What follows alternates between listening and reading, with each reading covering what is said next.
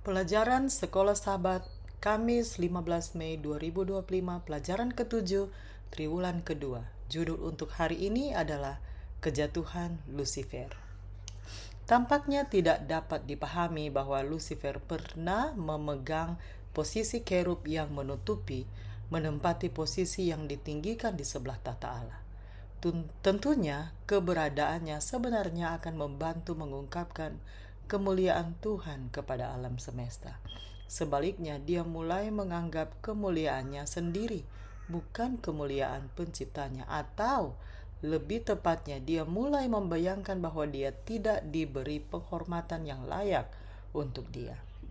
Bacalah Yehezkiel 28 ayat 11 sampai 17 dan Yesaya 14 ayat 12 sampai 14. Apakah yang menyebabkan kejatuhan Lucifer? Bandingkan bagian-bagian ini dengan Wahyu 14 ayat 1 sampai 12.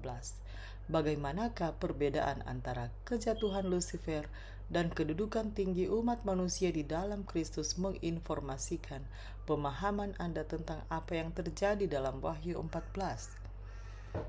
Yehezkiel 28 ayat 11 sampai 17. Lalu datanglah firman Tuhan kepadaku, "Hai anak manusia, ucapkanlah suatu ratapan mengenai Raja Tirus dan katakanlah kepadanya, beginilah firman Tuhan Allah, gambar dari kesempurnaan engkau, penuh hikmat dan maha indah. Engkau di Taman Eden, yaitu Taman Allah, penuh segala batu permata yang berharga, yaspis merah, krisolit, dan yaspis hijau, permata pirus, krisopras, dan nefrit, lazurit, batu dara, dan malakit. Tempat tatahannya diperbuat dari emas dan disediakan pada hari penciptaanmu. Kuberikan tempatmu dekat kerub yang berjaga. Di gunung kudus Allah engkau berada dan berjalan-jalan di tengah batu-batu yang bercahaya-cahaya. Engkau tak bercela di dalam tingkah lakumu sejak hari penciptaanmu sampai terdapat kecurangan kepadamu. Dengan dagangmu yang besar engkau penuh dengan kekerasan dan engkau berbuat dosa. Maka kubuangkan engkau dari gunung Allah dan kerub yang berjaga membinasakan engkau dari tengah batu-batu yang bercahaya. Engkau sombong karena kecantikanmu, hikmatmu kau musnahkan demi semarakmu. Ke bumi kau kulempar, kepada raja-raja engkau kuserahkan menjadi tontonan bagi matanya." Yesaya 14 ayat 12 sampai 14. Wah, engkau sudah jatuh dari langit, hai bintang timur, putra fajar. Engkau sudah dipecahkan dan jatuh ke bumi, hai yang mengalahkan bangsa-bangsa. Engkau yang tadinya berkata dalam hatimu, aku hendak naik ke langit, aku hendak mendirikan tahtaku mengatasi bintang-bintang Allah, dan aku hendak duduk di atas bukit pertemuan, jauh di sebelah utara. Aku hendak naik mengatasi ketinggian awan-awan, hendak menyamai yang maha tinggi.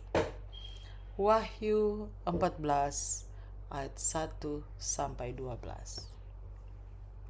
Anak domba dan pengikutnya yang ditebusnya. Dan aku melihat sesungguhnya anak domba berdiri di bukit Sion, dan bersama-sama dengan dia 144.000 orang, dan di dahi mereka tertulis namanya dan nama Bapanya. Dan aku mendengar suatu suara dari langit, bagaikan desau air bah, dan bagaikan deru guru yang dahsyat. Dan suara yang kudengar itu seperti bunyi pemain-pemain kecapi yang memetik kecapinya. Mereka menyanyikan suatu nyanyian baru di hadapan tahta dan di hadapan keempat makhluk dan tua-tua itu. Dan tidak seorang pun yang dapat mempelajari nyanyian itu selain daripada 144.000 orang yang telah ditebus dari bumi itu. Mereka adalah orang-orang yang tidak mencemarkan dirinya dengan perempuan-perempuan, karena mereka murni sama seperti perawan. Mereka adalah orang-orang yang mengikuti anak domba itu kemana saja ia pergi. Mereka ditebus dari antara manusia sebagai korban-korban sulung bagi Allah dan bagi anak domba itu. Dan di dalam mulut mereka tidak terdapat dusta, mereka tidak bercela. Dan aku melihat seorang malaikat lain terbang di tengah-tengah langit, dan padanya ada Injil yang kekal untuk diberitakannya kepada mereka yang diam di atas bumi, dan kepada semua bangsa dan suku dan bahasa dan kaum. Dan ia berseru dengan suara nyaring, "Takutlah akan Allah dan muliakanlah Dia, karena telah tiba saat penghakimannya, dan sembahlah Dia yang telah menjadikan langit dan bumi dan laut dan semua mata air." Dan seorang malaikat lain, malaikat kedua, menyusul dia dan berkata, sudah rubuh Babel, kota besar itu, yang telah memabukkan segala bangsa dengan anggur hawa nafsu cabulnya." Dan seorang malaikat lain, malaikat ketiga, menyusul mereka dan berkata dengan suara nyaring, "Jikalau seorang menyembah binatang dan patungnya itu, dan menerima tanda pada dahinya atau pada tangannya, maka ia akan minum dari anggur murka Allah yang disediakan tanpa campuran dalam cawan murkanya, dan ia akan disiksa dengan api dan belerang di depan mata malaikat-malaikat kudus dan di depan mata Anak Domba. Maka asap api yang menyiksa mereka itu naik ke atas sampai selama-lamanya, dan siang malam mereka tidak henti-hentinya disiksa, yaitu mereka yang menyembah binatang serta patungnya itu, dan barang siapa yang telah menerima tanda namanya.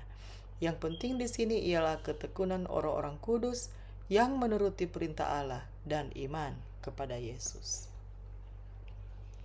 Perhatikan bagaimana Lucifer disingkirkan dari gunung suci, sementara orang-orang yang ditebus berdiri di gunung Sion bersama Anak Domba Allah. Lucifer dikatakan pernah berada di Eden. Ras manusia juga pernah ada di sana, tetapi berbeda dengan nasib iblis. Umat manusia dipulihkan ke Firdaus melalui Kristus. Lihat Wahyu 22 ayat 1-3. Dalam konteks ini, kutipan Ellen G. White berikut ini sangat instruktif.